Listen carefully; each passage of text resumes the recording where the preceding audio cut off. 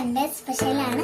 അപ്പോൾ നമ്മൾ ഇന്ന് ഉണ്ടാക്കാൻ പോകുന്ന ചിക്കൻ ഫ്രൈ ആണ്. ആദ്യം നമുക്ക് ചെറുനാരങ്ങയുടെ നെയ്യ് കഴിക്കാം. നമുക്ക് മഞ്ഞൾപ്പൊടി ഇടാം. ഇനി 3 സ്പൂൺ മുളക് പൊടി. ഇനി നമുക്ക് 2 മുട്ട പൊട്ടിച്ചു.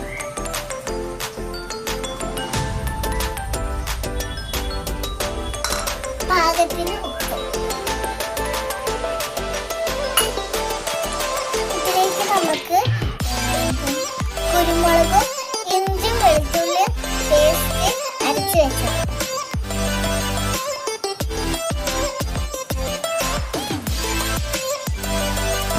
ഇനി നമുക്ക് ഇതിലേക്ക് കോൺഫ്ലവർ